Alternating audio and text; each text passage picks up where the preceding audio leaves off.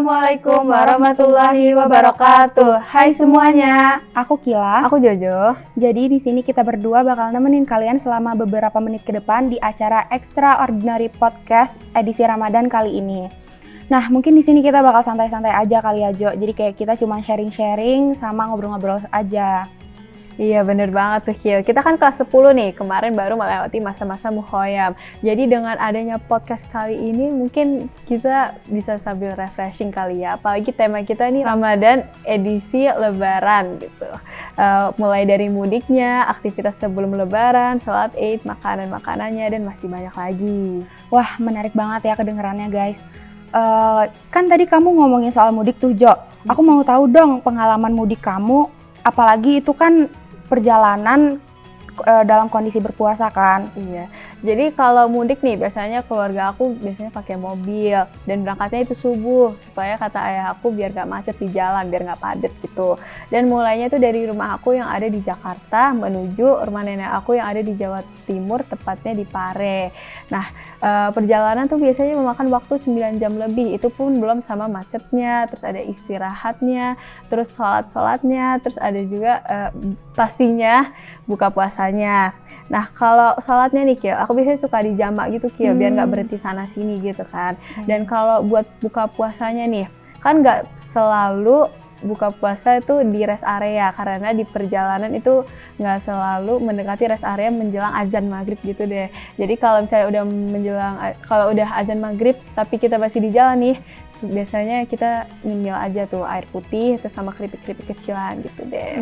Gitu. Tapi pernah nggak sih kayak kamu udah nggak tahan banget nih, kayak udah lapar banget, aus banget, jadi kamu batal tapi belum waktunya gitu? Wah, kalau itu sih alhamdulillah belum pernah sih Kil. Wah, Masya Allah ya. Pasti kalau mudik gitu lebarannya di kampung dong ya. Kasih tahu dong aktivitas di sana menjelang lebaran, ada yang beda nggak sih sama aktivitas pas masih di Jakarta di rumah gitu? Wah, kalau itu sih pasti beda banget dong. Karena kan kalau di rumah tuh sepi, cuman ada ayah aku, adik aku, terus ada mbak aku gitu. Sedangkan kalau di kampung tuh rame gitu, karena keluarga dari ayah aku itu banyak, otomatis saudara-saudara yang sepantaran sama aku itu juga banyak, dan itu jadi rame kan. Nah, kalau aktivitasnya nih, aku biasanya dibangunin tuh subuh gitu, sebelum subuh lebih tepatnya buat sahur kan. Habis itu kalau udah selesai sahur, kita sholat subuh berjamaah, lalu kita nonton gitu kan, saat subuh berjamaah nonton, atau biasanya kita suka diajak tilawah bareng gitu kan. Nah, kalau udah begitu kita bosen nih kan, akhirnya kita minjem laptop saudara buat main game di PC gitu kan. Nah, udah menjelang siang nih, udah mau menjelang zuhur, kita sholat dulu tuh. Terus abis itu kita bosen nih mau ngapain, akhirnya kita main lah di halaman belakang. Nah, sebelumnya nih nenek aku tuh kan punya warung tuh nyatu gitu sama rumah. Kita suka nyemil di situ, biasanya iseng buka-buka bolong-bolong gitu kan, masih kecil kan. Atau kita iseng ngambil korek api batangan gitu. Sampai habis tuh di warung, Mbah sampai marah gitu kan ya, sampai marah gitu. Korek apinya tuh kita buat main bakar-bakaran di halaman belakang rumah. Apapun kita bakar, misalnya daun, terus plastik, atau enggak tisu gitu. Nah, kalau udah sore nih, kita biasanya ngabuburit. Ngabuburitnya tuh keluar halaman rumah gitu. Jadi misalnya di wilayah rumah nenek tuh punya sawah gitu loh. Sawah kecil-kecilan lah. Abis itu kita main lari-larian atau kita main kejar-kejaran. Sama sih sebenarnya. Terus kalau misalnya udah bosen, kita keliling daerah-daerah lingkungan rumah nenek juga, nyamperin tetangga, terus lihat-lihat suasana baru deh gitu. Nah, kalau udah mau menjelang maghrib nih, kita baliklah ke rumah nenek kan, buat siap-siap sholat maghrib, abis itu buka puasa. Buka puasanya kita pakai nasi langsung. Biasanya suka disediain gorengan juga sih, sama teh manis tuh. Paling sering teh anget manis gitu. Nah, abis itu kalau udah buka, kita nungguin isya aja sambil nonton. Kalau udah nonton gitu, suka lupa waktu sih sebenarnya. Suka diingetin sama nenek, ayo sholat gitu, saat isya, terawih di masjid juga sekalian gitu kan. Akhirnya kita pergilah ke masjid. Ini sebelum corona tuh. Kita pergi ke masjid lah buat sholat terawih bareng gitu, bareng-bareng gitu. Nah, itu tadi udah tuh kegiatan selama di kampung sebelum lebaran nih. Kalau Kila itu gimana tuh? Ya, kalau aku tuh bedanya aku nggak pernah mudik, Jo. Jadi aku selalu di Jakarta aja. Wah, Jadi pas hari H Lebarannya, aku baru ke rumah nenek. Dan rumah nenek itu berhubung kayak deket gitu loh di Bekasi. Jadi baru pas hari H Lebaran berangkat ke sana gitu. Tapi kalau menjelang Lebarannya sih biasanya aku di rumah aja.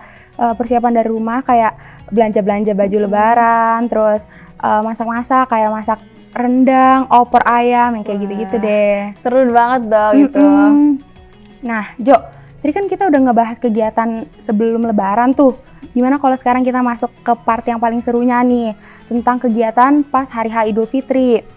Dari mulai mau sholat Id, makan-makan, dan seterusnya. Aku mau tahu dong cerita hari H Lebaran versi kamu. Wah, kalau kegiatan pas hari hanya nih, aku udah mulai siap-siap tuh dari subuh, terutama buat ngantri mandi tuh. Karena kan saudara juga banyak, keluarga juga banyak, jadi pasti ngantri mandi dong. Abis itu kalau udah mau mendekati khutbah, baru kita bareng-bareng ke masjid tuh. Selesai dari masjid, pulang-pulang pasti orang tua tuh udah pada duduk di kursinya gitu kan. Terus kita maaf-maafan lah, terus saling mohon maaf lahir dan batin, pelukan gitu. Nah, kalau udah selesai semuanya tuh, wah kita udah ngerasain lapar banget, akhirnya kita makan deh gitu. Jo, ngomong-ngomong soal makanan nih, ada nggak sih makanan khas di keluarga kamu yang selalu disajiin pas Lebaran? Oh, ada dong pastinya. Kalau dari keluarga aku nih, karena keluarga aku ada di daerah Jawa, pastinya selalu ada rawon, terus ada soto juga. Terus biasanya kita juga punya langganan nih, sate ayam gitu. Dan highlightnya nih paling utama gitu, paling disukain sama keluarga aku itu pastinya pecel. Pecel ya. Nah, itu kan makanan berat.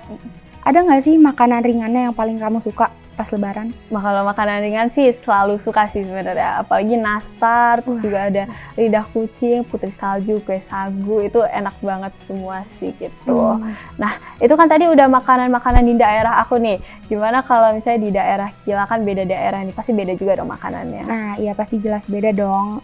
Berhubung aku dari Banjarmasin, jadi tuh keluarga aku pasti selalu nyiapin soto Banjar. Jadi tuh soto Banjar ini selalu ada di setiap acara keluarga. Terus makanan lainnya tuh biasanya ada opor, rendang, dan lain-lain. Itu semua gitu. Dimasak sendiri apa beli? Masak sendiri. Wah, seru banget dong pasti sebarang keluarga. Nah, itu kan tadi makanan utama. Gimana kalau makanan ringannya Kila tuh apa tuh? Makanan ringan aku sih nggak jauh beda ya sama kesukaan makanan ringan kamu. Itu aku suka banget nastar sama putri salju, kayak gitu. Oh, berarti selera kita sama kali ya. Nah, lanjut ke topik selanjutnya yang paling tunggu-tunggu remaja kayak kita nih. Apa nih? Tahu nggak? Pasti THR gak sih, Jo? Wah, pinter banget, berhubung Kila udah tahu nih. Aku mau tahu dong, biasanya uang THR Kila tuh dikemanain? Ditabung kah atau langsung habis tuh buat jajan? Kalau aku dari kecil itu udah diajarin sama ayah aku, duit THR-nya sebagian ditabung sama sebagian lagi dibelanjain, terserah mau apa aja. Kalau Jojo sendiri, duit THR-nya biasanya dipakai buat apa sih? Kalau aku karena dari kecil otaknya masih main aja gitu, jadi setiap dapat THR tuh langsung bisik-bisik tuh ke saudara yang lain kayak, ayo abis ini kita beli petasan, abis itu malam-malam kita main petasan yuk, abis itu ya udah. Tiba-tiba banyak tuh petasan di rumah, akhirnya kita main bareng lah. Nah, udah mau menjelang pulang ke rumah masing-masing, ke kota masing-masing tuh aku iseng lah, biasanya suka cek dompet tuh. Terus aku bilang, wah udah gak ada uang nih gitu. Karena dibuat petasan semua gitu. Ya sayang banget ya Jo, duitnya habis. Tapi nggak apa-apa lah ya, yang pasti family time sama saudara-saudaranya tuh dapat banget dan juga pasti itu seru banget kan. Iya dong. Wah, nggak kerasa ya Jo, kita udah sharing banyak banget pengalaman kita pas Idul Fitri. Mulai dari pengalaman mudik, sampai ngejelasin makanan-makanan, sampai ngebahas THR juga ya tadi.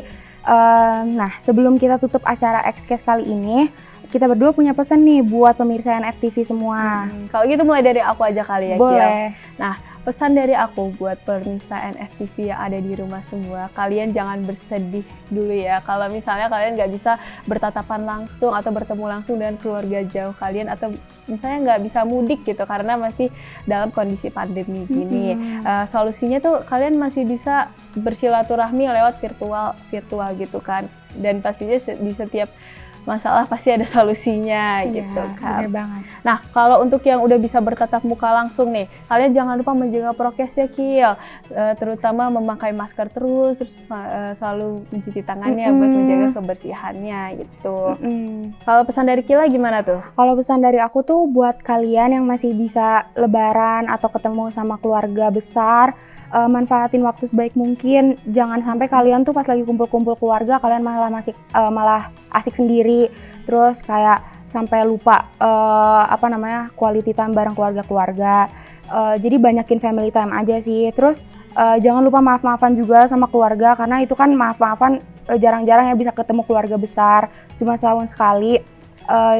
Ya pokoknya jangan lupa maaf-maafan karena manusia itu nggak luput dari kesalahan. Benar banget. Nah, kita udah di penghujung acara nih. Kalau gitu mungkin kita tutup aja kali ya Xcast edisi Ramadan kali ini. Ya, buat pemirsa NFTV dimanapun kalian berada, selamat menunaikan ibadah puasa. Mohon maaf lahir dan batin. Wassalamualaikum warahmatullahi wabarakatuh. Dadah.